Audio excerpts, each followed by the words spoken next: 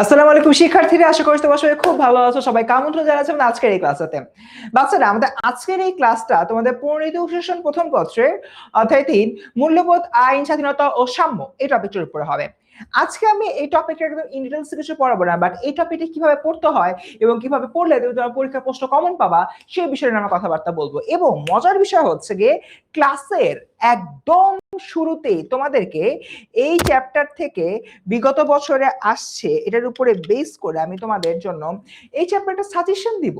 দেখতে পাচ্ছ একটা সাজেশন, এই যে সাজেশনটা রয়েছে, সাজেশনটা নিয়ে যদি হলো আমরা চিন্তা করি তাহলে দেখবা আমরা কিন্তু এটার উপরে বেস করে অনেক বেশি একটা অ্যাডভান্টেজ হলো পেতে পারি।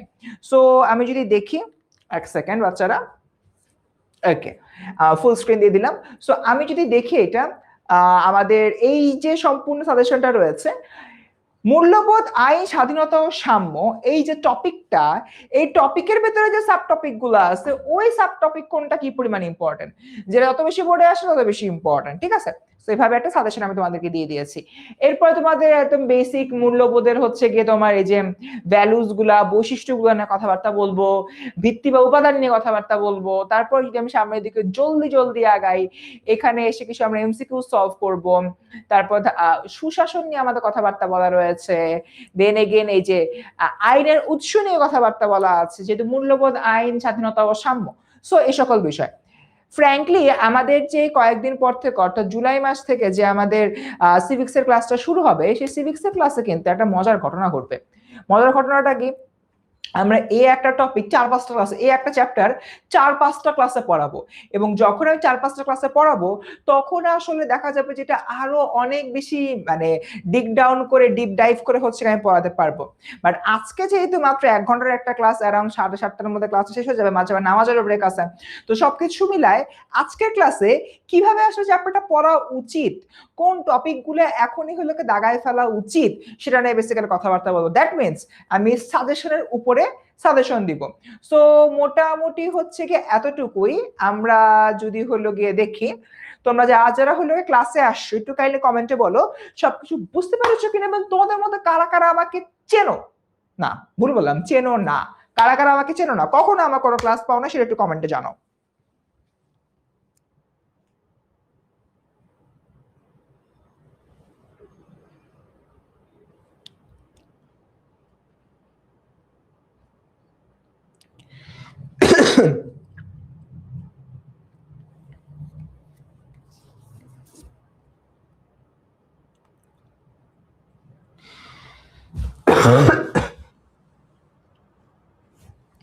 ওকে, সো যেটা হলো বললাম, কারা কারা হচ্ছে আমাকে একদমই চেনো না তারা হলো আমাকে একটু কাইন্ডলি কমেন্টে বলো। মূল্যবোধ সম্পর্কিত একটা সেট পরীক্ষা ছিল, yes I knew about it. Okay, so আমাকে একটু বলো। আমি চিনি, মোসাম্মদ মনিরা বলতেছে ভেরি গুড। মাহবুবা খাতুন বলতেছে আমি চিনি না।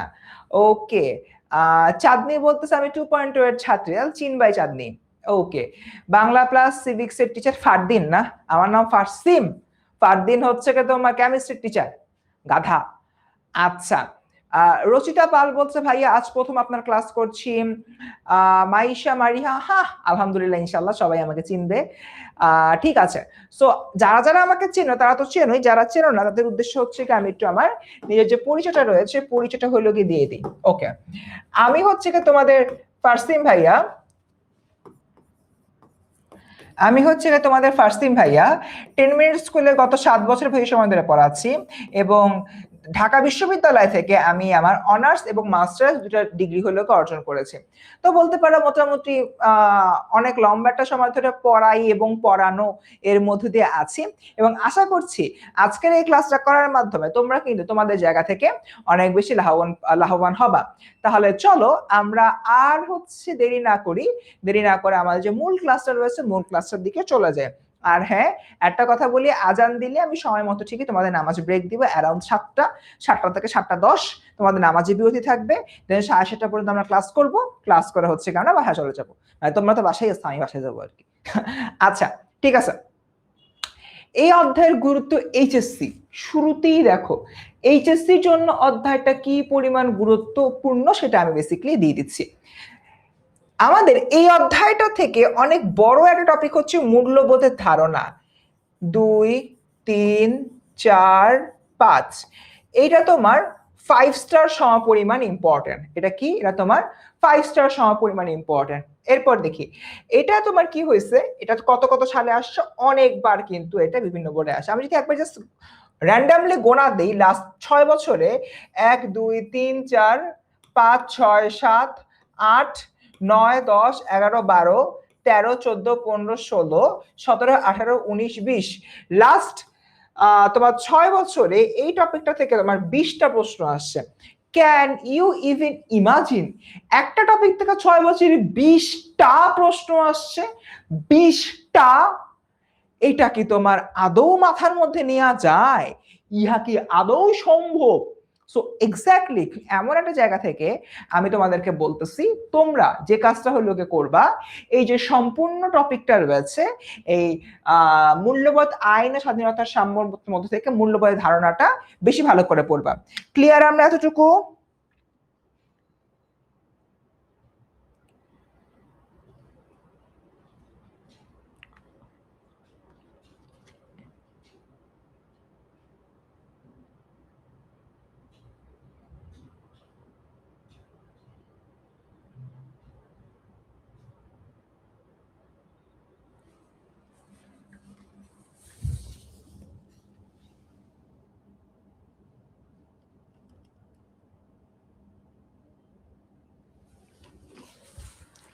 ওকে, এরপর দেখি পরবর্তীতে সুশাসন প্রতিষ্ঠায় মূল্যবোধের গুরুত্ব।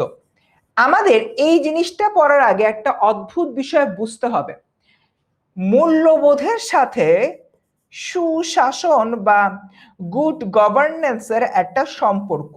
ওকে, আসো আমরা মূল্যবোধের সাথে সুশাসন বা গুড গভর্নেন্স যে রিলেশনশিপটা, সেই রিলেশনশিপটা নিয়ে একটু হলেও আলাপ আলোচনা করি। ফার্স্ট অফ অল আমাদের বুঝতে হবে মূল্যবোধ কি, সেকেন্ডলি আমাদের বুঝতে হবে সুশাসন কি। মূল্যবোধ জিনিসটা কি, চলো এটা নিয়ে আগে একটু আলাপচারিতা চালাই তোমাদের সাথে। মজার একটা জিনিস মূল্যবোধ, মূল্যবোধ খুব মজার একটা জিনিস। কি? আসো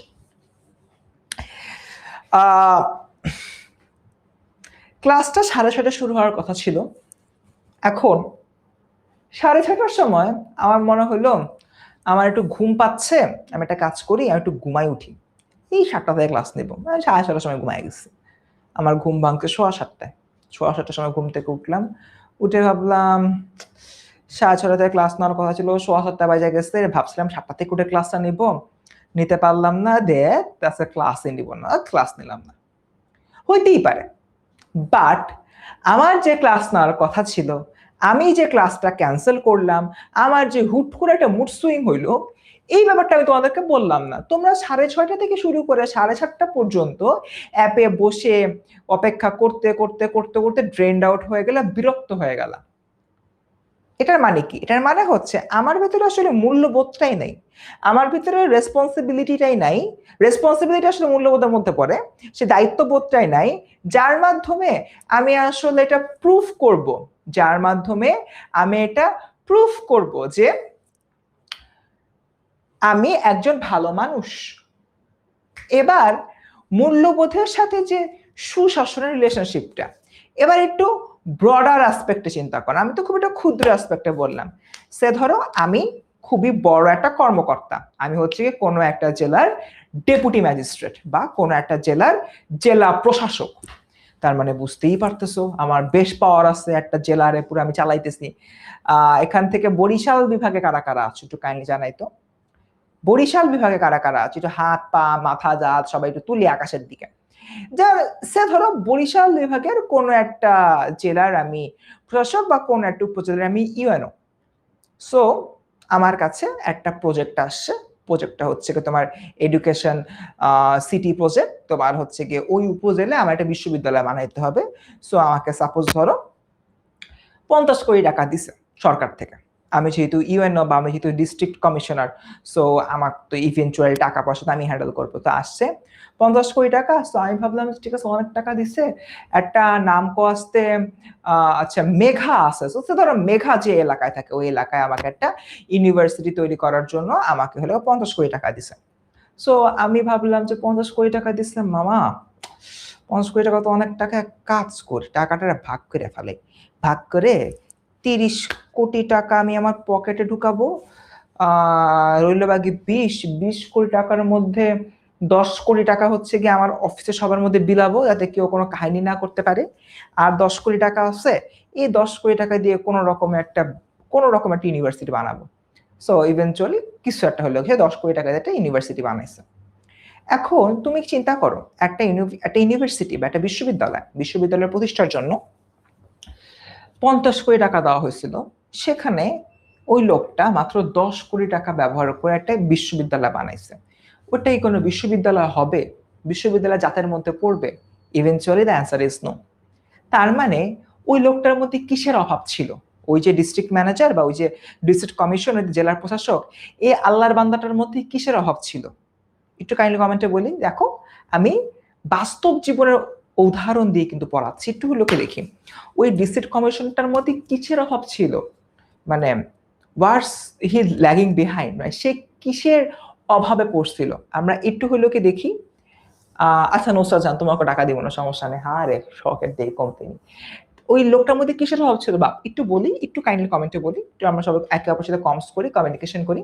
একটু কাইন্ডলি কমেন্টে বলি, ওই ডিস্ট্রিক্ট কমিশনের মধ্যে আসলে কিসের অভাব ছিল? এক্স্যাক্টলি, চাঁদনি খাতুন, ভালো বলছো, মূল্যবোধের অভাব ছিল।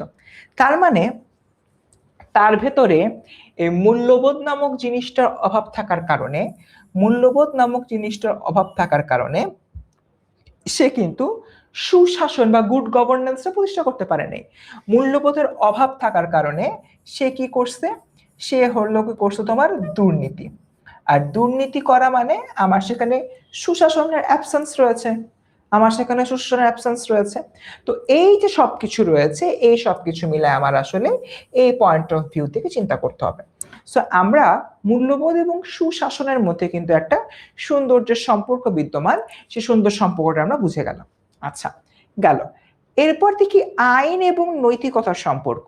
এবার আসি আইন এবং নৈতিকতা। নৈতিকতা মানে নীতিবান কিনা, মানে তোমার ক্যারেক্টারটা কিরকম।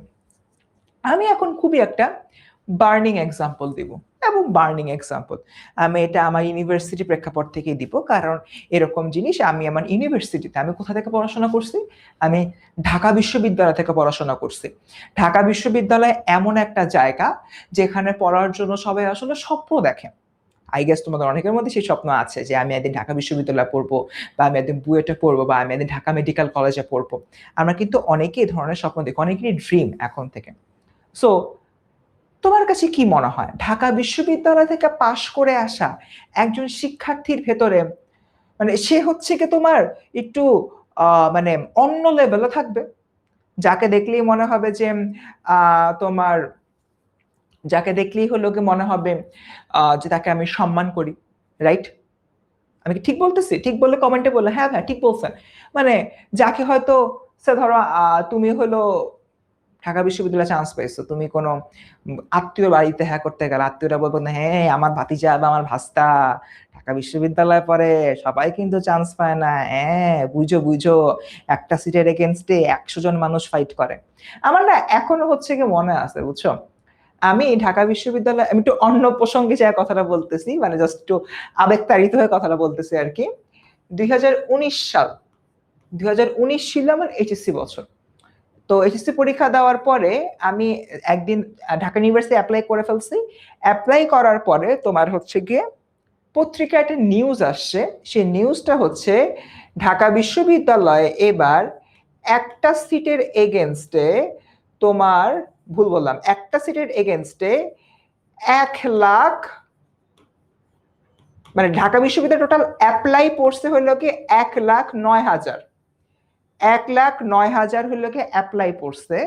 সে অ্যাপ্লিকেশনের মধ্যে সিট ছিল তোমার অ্যারাউন্ড 1600, সিট ছিল তোমার অ্যারাউন্ড 1600 বা কিছু।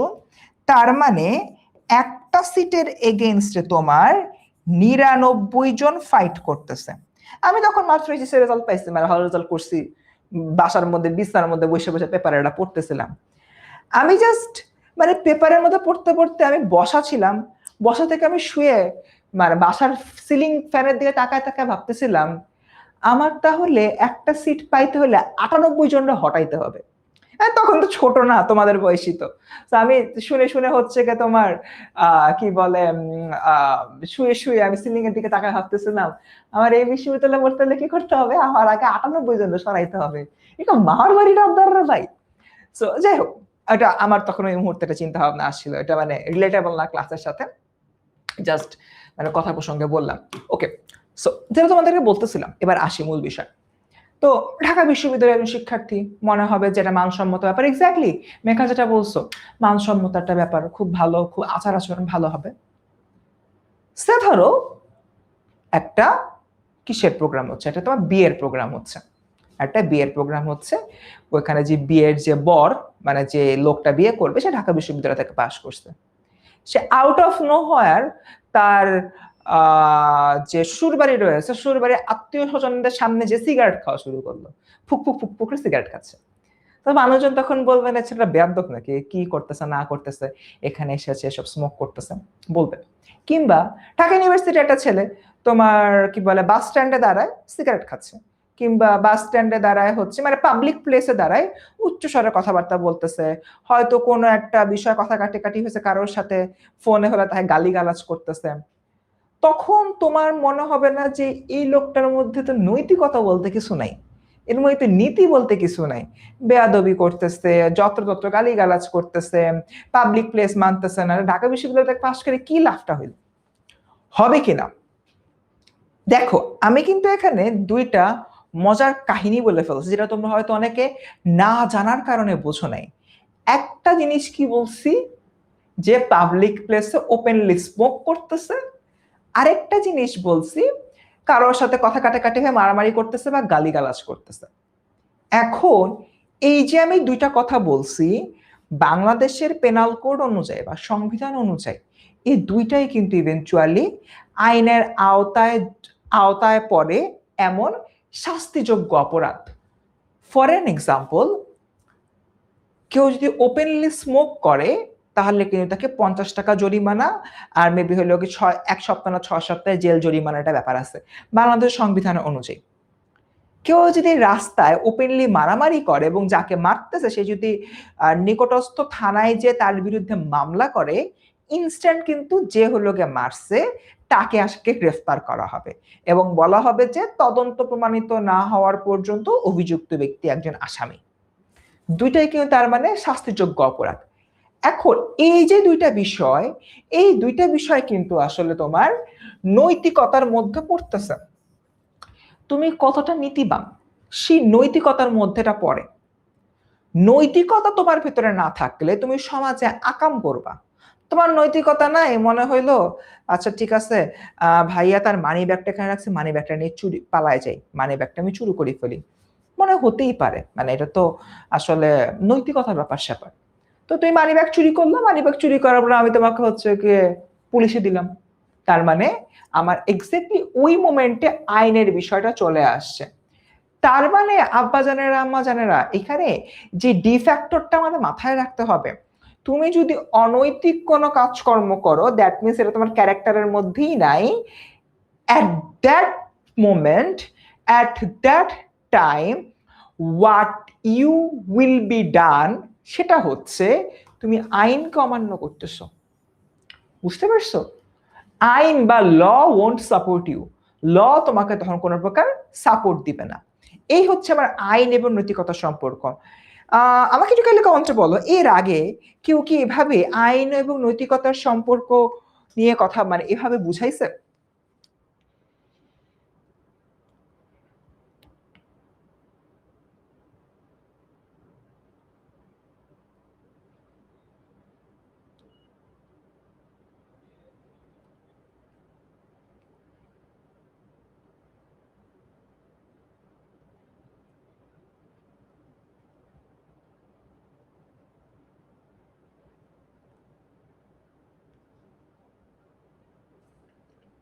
ওকে, তোমরা আব্বাজান আর আম্মাজান, আরে দুষ্টের দল, খালি দুষ্টুমি।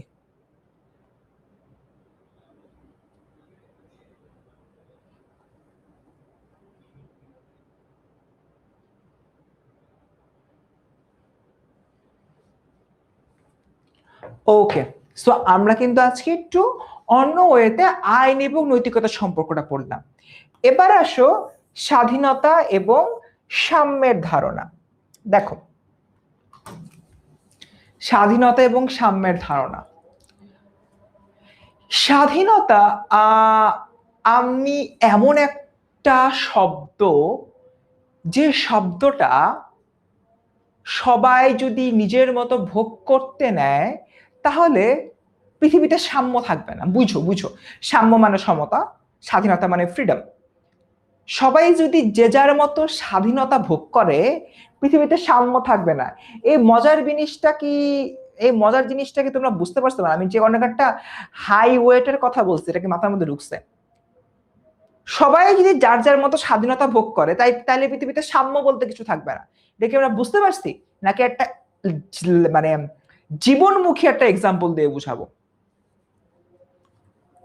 বুঝছো? এই বলা পান বলো।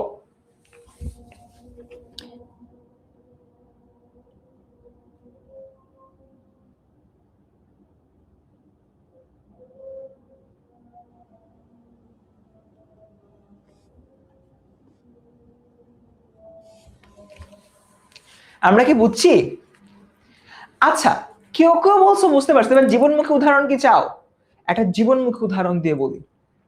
স্বাধীনতা এবং সাম্যের মধ্যে কিন্তু সম্পর্ক থাকে। স্বাধীনতা হচ্ছে, আগে কও জীবনমুখী উদাহরণ চাও কিনা। ওকে, হ্যাঁ, আজান শুনছি তানভীর। আল্লাহ তাআলা আমাকে দুটো সুন্দর কান দিয়েছে, যে কান দিয়ে আমি কথাবার্তা শুনতে পারি।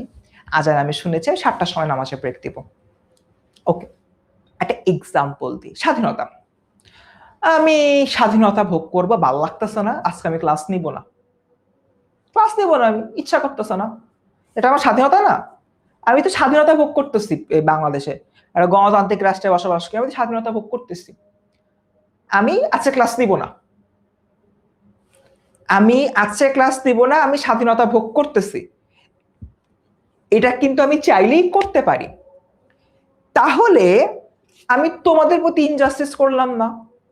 তোমরা তো সাড়ে 6টা থেকে ওয়েট করতেছো যে ভাইয়া আজকে আসবে, ভাইয়া আজকে ক্লাস নেবে। বাট আমি ভাবলাম যে দুত্তুরি ভালো লাগতেছে না, সবসময় তো ক্লাস নেই, আজকে মেয়েদের ক্লাস নিব না।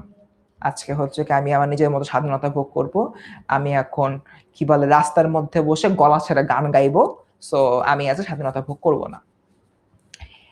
এতে করে যে সমস্যাটা হইলো সেটা হচ্ছে আমি তোমাদের প্রতি ইনজাস্টিস করলাম, তোমাদের সময় নষ্ট করলাম। আমি আমার স্বাধীনতা ভোগ করতে যেয়ে তোমার অধিকার নষ্ট করলাম। অ্যান্ড একটা যে তোমার সাম্য থাকে, যে আমি ক্লাস নিব, তোমরা আমার কাছ থেকে পড়ে উপকৃত হবা, ক্লাসের বিনিময়ে হয়তো আমি কিছু অর্থ পাবো। ব্যাপারটা হচ্ছে সমতাটা ওই জায়গাটাতে আছে, আমি একটা কিছু দিচ্ছি, তার বিনিময়ে আমি কিছুটা পাচ্ছি। তোমরা হয়তো আমার ক্লাসটা হলো করার জন্য কোর্সে ভর্তি হয়েছো, একটা ব্যালেন্স ছিল না। বাট আজকে আমার সাডেনলি মনে হলো আমি ক্লাস নিব না, আমার স্বাধীনতা আছে। তাহলে আমি কি করলাম? তোমার অধিকার নষ্ট করলাম। তার মানে আমি যখন তোমার অধিকার নষ্ট করতেছি, তার মানে আমার সাম্যটা নষ্ট হচ্ছে।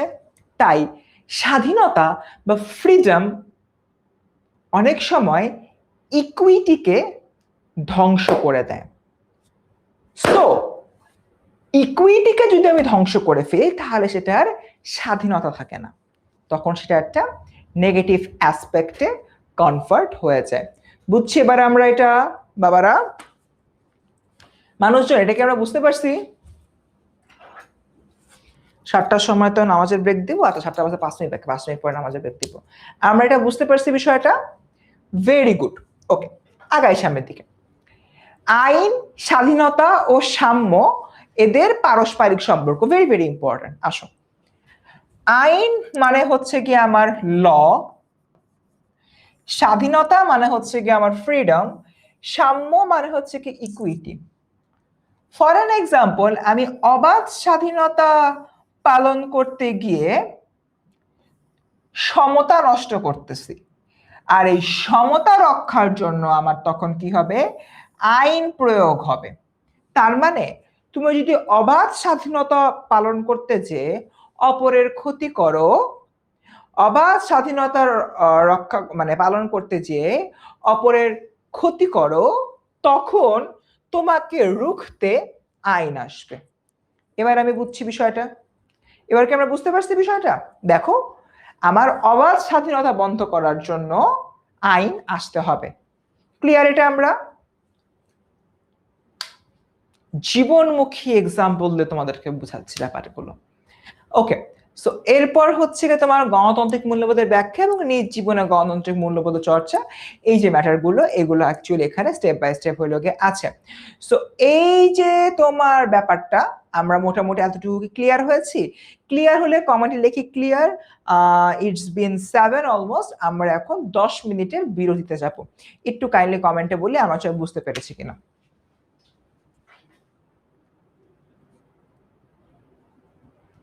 আচ্ছা, সো বাচ্চারা আমরা হচ্ছে কি এখন নামাজের ব্রেকে যাব, যেহেতু খুবই অল্প সময় থাকে।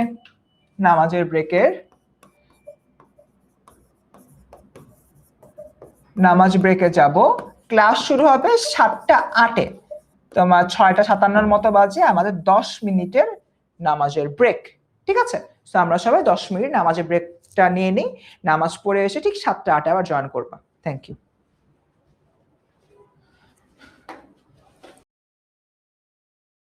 সরি, একটু টেকনিক্যাল ডিফিকাল্টিস হয়েছিল দেখে আমাদের আসতে টাইম লেগে গেল। সো আমরা তাহলে চলো দেরি না করে আমাদের ক্লাসে বাকি অংশ শুরু করি। সত্যি কথা বলতে আজকের ক্লাসে আমি ইনিশিয়ালি যা পড়িয়েছি এটার মাধ্যমে কিন্তু আমরা পুরো যে চ্যাপ্টারটা রয়েছে পুরো চ্যাপ্টারটা একটা ভ্যাস্ট ওভারভিউ কিন্তু আমরা পেয়ে গেছি। এবং শুধুমাত্র তাই না, আমরা এই ওভারভিউ দেওয়ার পাশাপাশি মূল্যবোধ কি এটা নিয়ে কথা বলছি, আইন নিয়ে কথা বলছি, স্বাধীনতা নিয়ে কথা বলছি, সাম্য নিয়ে কথা বলছি। সো আমার কিন্তু এই 4টা জিনিসই একদম ডান ডানা ডান ডান। এবার চলো আমরা একটু ডিপ ডাইভ করব, একটু মানে ভেতরের দিকে যাব। বাট দ্যাট ডাজন্ট মিন যে আমরা অনেক কিছু বলে ফেলবো এখন। হালকার উপরে ঝাপসা আমরা একটু এই টপিকের যে মূল জিনিসগুলো আছে সেই মূল জিনিসগুলো নিয়ে কথাবার্তা হচ্ছে বলবো। আমরা ফার্স্টে আসি মূল্যবোধের বৈশিষ্ট্য। মূল্যবোধের বৈশিষ্ট্য আসলে কোন কোন ডিফ্যাক্টরের উপরে ডিপেন্ড করে দেখো। ফার্স্ট অফ অল সামাজিক মাপকাঠি। সামাজিক মাপকাঠি কি? তোমার সোসাইটিতে কোন জিনিসটাকে ভালো জিনিস বলতেছে, কোন জিনিসটাকে খারাপ জিনিস বলতেছে। তোমার ওই যে একটা প্রবাদ আছে না, এক দেশের বুলি আর এক দেশের গালি। ফর এন এক্সাম্পল, ইউরোপিয়ান কান্ট্রিতে সে ধরো প্রচন্ড গরম পড়ছে, রাস্তাঘাটে দেখবা যে একটা মানুষ যারা হাফ প্যান্ট পরে খালি গায়ে হেঁটে যাচ্ছে, বা হাফ প্যান্ট পরে একটা ছোট ম্যাগি হাতে গেঞ্জি পরে হেঁটে যাচ্ছে। ইউরোপিয়ান কালচার এটা একদমই 100 একটা জিনিস, কোনো সমস্যা নাই। বাট বাংলাদেশের কালচারে যতই গরম লাগুক না কেন, ছেলেরা কিন্তু অ্যাটলিস্ট একটা হাফ হাতা টি শার্ট পরতেছে, একটা ফুল প্যান্ট পরতেছে, পায়ে হয়তো তোমার জুতা না পরে স্যান্ডেল পরতেছে, মানে সতর যতটুকু ঢাকা যায় ততটুকু ঢেকেই কিন্তু চলাফেরা করতেছে। তার মানে সামাজিক মাপকাঠি কিন্তু ইউরোপে একরকম, বাংলাদেশে একরকম। এটা কিন্তু আবার মূল্যবোধের মধ্যেও পড়ে।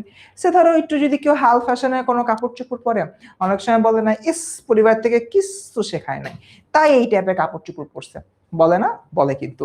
তার মানে কি? এটা অ্যাকচুয়ালি সামাজিক মাপকাঠির মধ্যে পড়তেছে।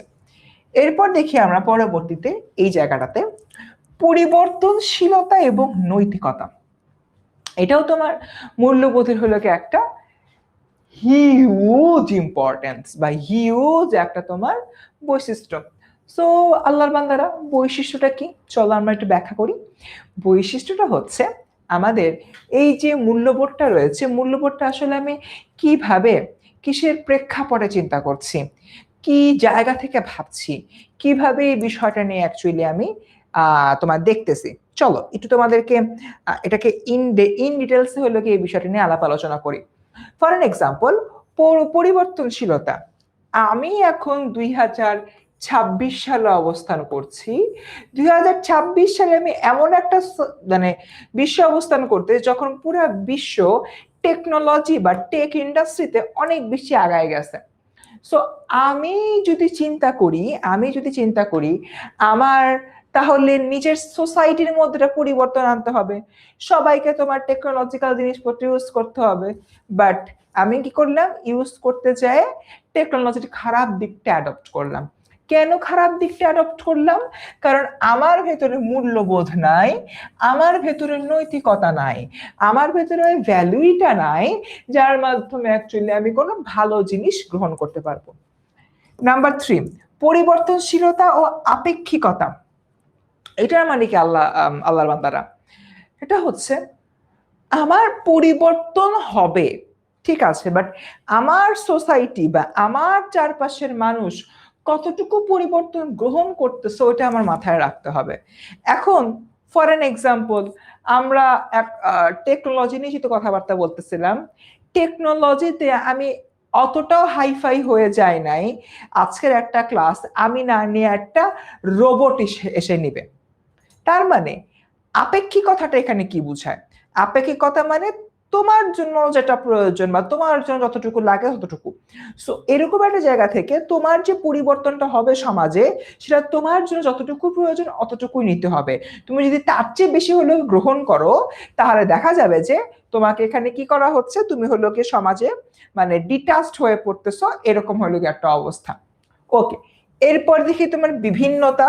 সমাজে বিভিন্ন লেয়ার অফ মানুষ থাকবে, প্রত্যেকটা লেয়ারের মানুষকে তোমার সম্মান দিতে হবে। নৈতিক প্রাধান্য, এটা দিয়ে অ্যাকচুয়ালি তোমার বেসিক যে মোরালিটি রয়েছে,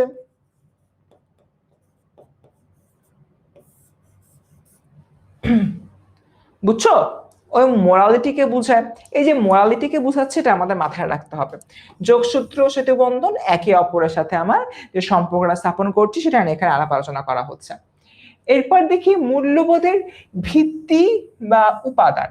ওকে, মূল্যবোধের যে ভিত্তিটা রয়েছে সেই ভিত্তিটা নিয়ে যদি হলো আমরা একটু এবার দেখি। একদম শুরুতে যেটা বলা হচ্ছে, নীতি এবং ঔচিত্যবোধ, কোন জিনিসটা করা ঠিক, কোন জিনিসটা করা ঠিক না। ক্লাসে এসে স্প্যামিং করা ঠিক না, এটা তোমার ঔচিত্যবোধ। ওপেনলি স্মোক করা উচিত না, এটা তোমার নৈতিকতা। বুঝতে পারছো? কোনটা ঠিক কোনটা বেঠিক বুঝতে হবে, বুঝে সেই অনুযায়ী কাজ করতে হবে। গেল। এরপর দেখি তোমার 2 নাম্বার, এটা হলো তোমার সামাজিক ন্যায় বিচার। এটা কি বাবারা? এটা হচ্ছে তোমার সামাজিক ন্যায় বিচার। এই যে আমার সামাজিক ন্যায় বিচার, এটা দিয়ে আসলে কি বুঝায়, এটা দিয়ে কি করে চিন্তা করি। আচ্ছা, এটা যদি আমরা একটু চিন্তা করি, দেখো তোমার সোসাইটিতে কোন জিনিসটা ভালো সেইটার অনুযায়ী আসলে তোমার আইন তৈরি করা হয়। যেরকম আগেরকার দিনে গ্রিক সোসাইটিতে কিন্তু কি হইতো, গ্রিক সোসাইটিতে কিন্তু যখন কারোর বিচার করা হইতো কোন একটা অপরাধের জন্য, খালি আদালতের লোকরাই করবে বা আইনের লোকরা করে বিষয়টা এরকম না, সমাজের সবাই এসে একদম মিলিয়ে মিশে বিচার সালিশ করতো, বিচার সালিশ করে আইন হলে ওকে প্রয়োগ করতো। তার মানে তুমি যে সোসাইটির মধ্যে আসো সেই সোসাইটির কিছু নর্মস অ্যান্ড ভ্যালিউজ আছে। তোমার অ্যাকচুয়ালি ওই নর্মস এবং যে ওই ভ্যালিউজটা আছে, ওই তোমার নর্মস এবং ভ্যালিউজটা অ্যাকচুয়ালি কি করতে হবে, নিজের ভেতরে নিতে হবে। তোমার সোসাইটি আসলে কি ডিমান্ড করতেছে সেটা নিয়ে এখানে অ্যাকচুয়ালি মানে কথাবার্তা বলা হয়েছে। এরপরে হচ্ছে শৃঙ্খলাবোধ। আল্লাহর দুনিয়ায় আপনারা কেউ শৃঙ্খল না। তোমার শুক্রবার দিন সবাই নাক ডেকে ঘুমায়, ঘুমাইতেই থাকে, বা শনিবার দিন ঘুমাইতেই থাকে। সকালবেলা অন্যদিন যদি সকালবেলা 8টার সময় কলেজ থাকে, 6টার সময় উঠি, না হলে কিন্তু আমরা উঠতেছি না, আমরা কি করে ঘুমাইতেই থাকি। দুপুরের খাওয়া খাই রাতে, রাতের খাওয়া খাই ভোর রাতে, সকালের খাওয়া খাই না, নিজের মধ্যে কোনো শৃঙ্খলা বলতে কিছুই নেই। সো এই যে হলো কি বিষয়টা, এই শৃঙ্খলাবোধটা তোমার ডেইলি ডে টু লাইফের মধ্যে রয়েছে।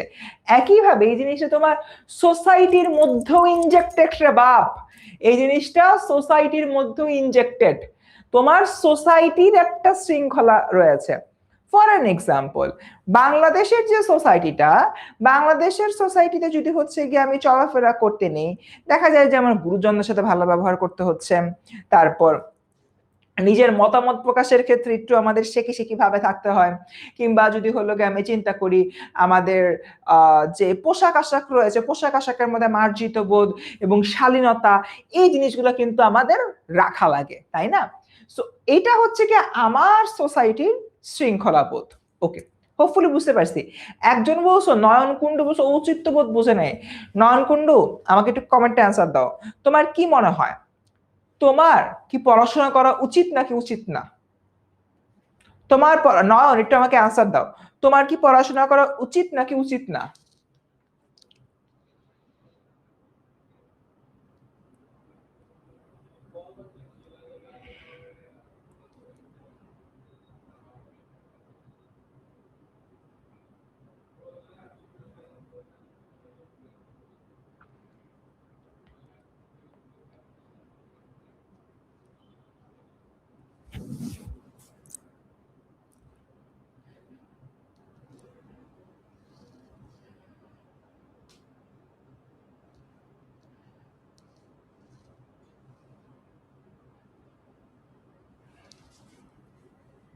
এক্স্যাক্টলি নয়ন, আমাদের হলো গিয়ে এরকম করা আসলে উচিত। কি বলে আশা করা হচ্ছে আমার পড়াশোনা করা উচিত, এটাই হলো গিয়ে এখানে মূল ডিফ্যাক্ট হিসাবে কাজ করতেছে। এক কথায় যদি হলো গিয়ে আমি চিন্তা করি, আমি যেটা বুঝতেছি আমার এই কাজটা করা উচিত, এটাই হচ্ছে কি ঔচিত্যবোধ। এটা কি আল্লাহর বান্দারা, এটাই হচ্ছে কি তোমার ঔচিত্যবোধ। ওকে, আমি এটা করব কি করব না, আমি মিথ্যা কথা বলবো কি বলবো না, আমি স্কুলে যাব কি যাব না, আমি পড়ালেখা করব কি করব না, আমি চুরি ডাকাতি করব কি করব না, এই যে বিষয়টা, এটাই হচ্ছে কি তোমার ঔচিত্যবোধের মধ্যে পড়ে। ওকে, ক্লিয়ার। আগাই সামনের দিকে। ও, এরপর দেখে তোমার সহমর্মিতা, অন্য মানুষের প্রতি ভালো ব্যবহার করতে হবে, শ্রমের মর্যাদা, যে যে ধরনের কাজই করুক না কেন তার সাথে আমার একটা গুড রিলেশনশিপ মেনটেন করতে হবে, আইনের শাসন, দুঃখিত, আইনের শাসন which means rule of law, rule of law, এই রুল অফ লটা অবভিয়াসলি আমাদের মেনটেন করতে হবে। এরকম সবার লাস্টে নাগরিক সচেতনতা এবং কর্তব্যবোধ, অর্থাৎ নাগরিক হিসেবে আমার কিন্তু কিছু সচেতনতা বোধ নিজেদের ভিতরে জাগিয়ে তুলতে হবে, সেটা বেসিক্যালি এখানে বলা হচ্ছে। কুল, আগাই তাহলে সামনের দিকে। তো সামাজিক মূল্যবোধ এবং মূল্যবোধের কিছু শ্রেণী বিভাগ রয়েছে, যেরকম তোমার কিছু সোশ্যাল ভ্যালুস থাকে সোসাইটির প্রতি, রাজনৈতিক ভ্যালুস থাকে পলিটিক্সের প্রতি, যেরকম তুমি সরকার সমালোচনা করতে পারো, বাট এমন ভাবে সমালোচনা অবশ্যই করবে না যাতে করে তুমি তোমার নিজের দেশের এগেইনস্ট চলে যাও, এই বিষয়গুলো নিয়ে কথাবার্তা বলা হচ্ছে। তারপর ডেমোক্রেটিক ভ্যালুস ইত্যাদি ইত্যাদি, সাংস্কৃতিক মূল্যবোধ ইত্যাদি অনেক কিছু হইলোকে রয়েছে। আচ্ছা, সো মূল্যবোধ এবং সুশাসন নিয়ে আমরা কথাবার্তা বলে ফেলেছি। সো এতটুকু যে আমি পড়ালাম বাবারা, মানে এই ক্লাসের অনেক বড়, 3টা ক্লাসের সমান একটা ক্লাস এখানে অ্যাকচুয়ালি আছে, পুরো তো পড়ানো সম্ভব না। আমাকে একটু কাইন্ডলি বলো, সো ফার তোমাদেরকে কি আমি মানে এই জিনিসটা ফিল করাইতে পারছি যে সিভিক্স, গাছের পাতা সবুজ, গাছের পাতা সবুজ, গাছের পাতা সবুজ, গরু একটা গৃহপালিত বাসী, গরুর আছে 4টা পা, একটা লেজ, একটা কুচ, 2টা শিং, 2টা চোখ, গরু ঘাস খায়, গরু ঘাস খায়, গরু ঘাস খায়। পৌরনীতি যে এমনি মুখস্থ করার জিনিস না, এই জিনিসটা কি তোমাদেরকে বুঝাইতে পারছি? দেখো, একদম ক্লাসের আমি শুরুতে চলে যাই। ক্লাসের শুরুতে এই সাজেশনের মধ্যে আমি তোমাদের কনসেপ্ট ক্লিয়ার করছি, আমি তোমাদের কনসেপ্ট ক্লিয়ার করছি, কনসেপ্টটা ক্লিয়ার করার পরে আমি ওই কনসেপ্ট গুলাকে আরেকটু ডিপ ডাইভ করে ব্যাখ্যা করছি।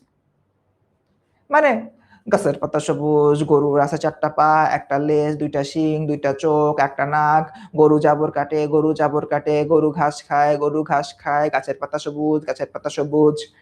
মানে এইভাবে সিভিক্স পড়াটা না গাধামি বাদে আর কিছু না। এই জন্যই তোমাদের কাছে মনে হয় আল্লাহ গো আল্লাহ সিভিক্স তো মুখস্থ করতে করতে মরে যাবো, পরীক্ষার এমনিও মুখস্থ করতে হবে, অমনিও মুখস্থ করতে হবে, খাবো আর বমি করব, পরীক্ষার আগের রাতে খাইলে পরদিন সকালবেলা বমিটা ভালো হবে, তো ওভাবে হচ্ছে আমরা পড়ি। বাট না রে বাপরে না, সিভিক্স এমন না আল্লাহর বান্দারা, সিভিক্স এরকম না। সিভিক্স অনুধাবনের বিষয়, জানো পরিণতি।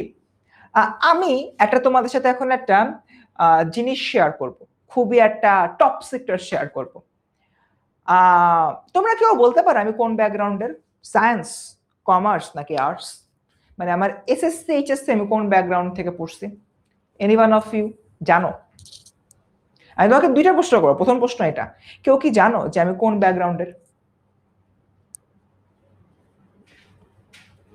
একটু বলি আমরা, কেউ কি জানো আমি কোন ব্যাকগ্রাউন্ডের? জানলে বলো যে হ্যাঁ এই ব্যাকগ্রাউন্ডের। দুইটা প্রশ্ন, প্রথম প্রশ্ন এটা আমি কোন ব্যাকগ্রাউন্ডের, এটা অ্যান্সার দাও। আমি কি সায়েন্স, কমার্স নাকি আর্টস?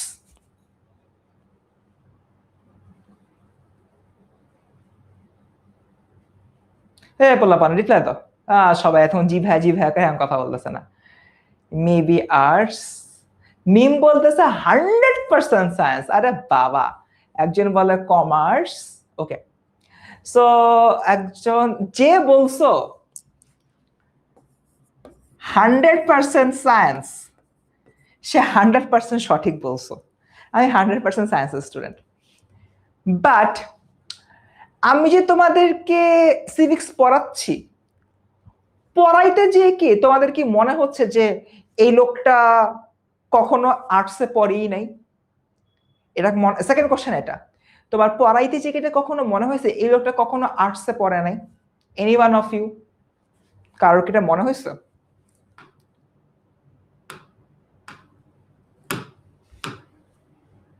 কারোর কি এটা মনে হয়েছে?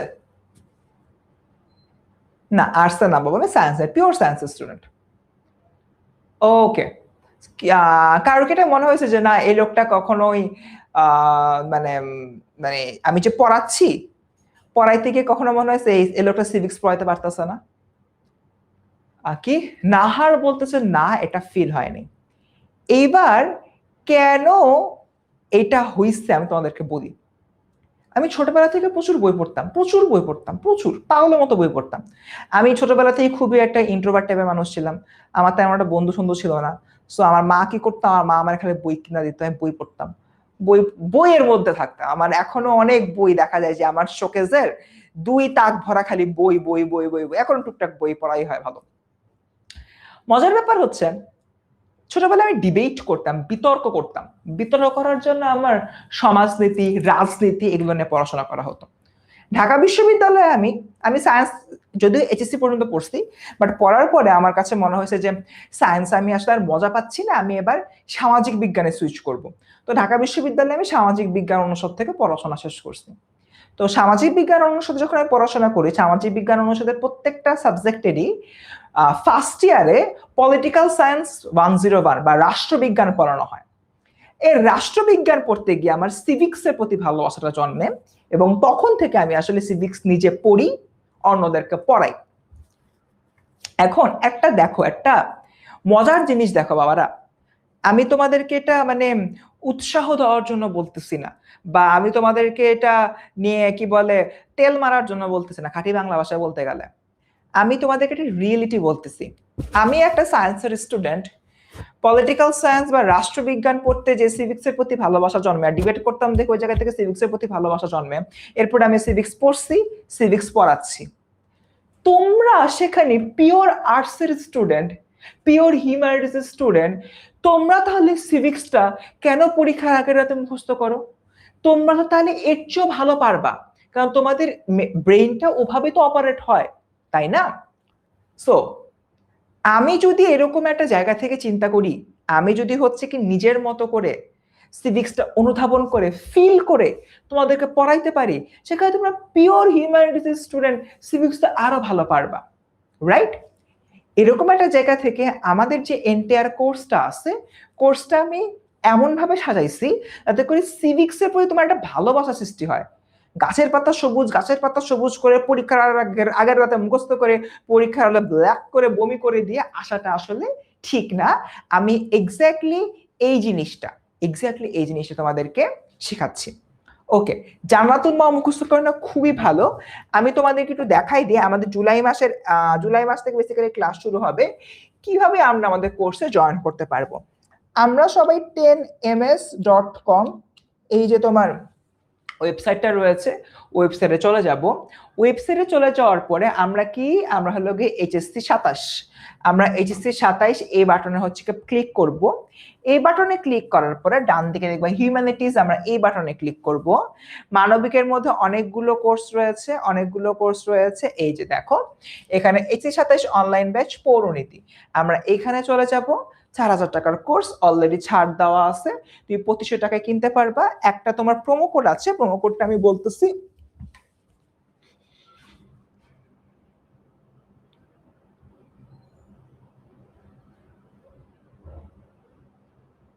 এক সেকেন্ড।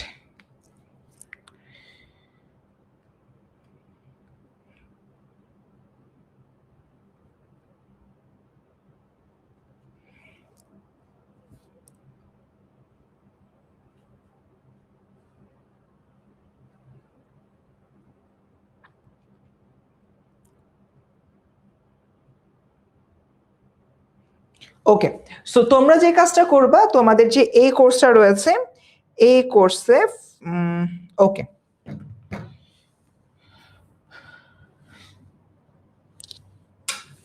আচ্ছা এখানে এসে তোমার কই গেল,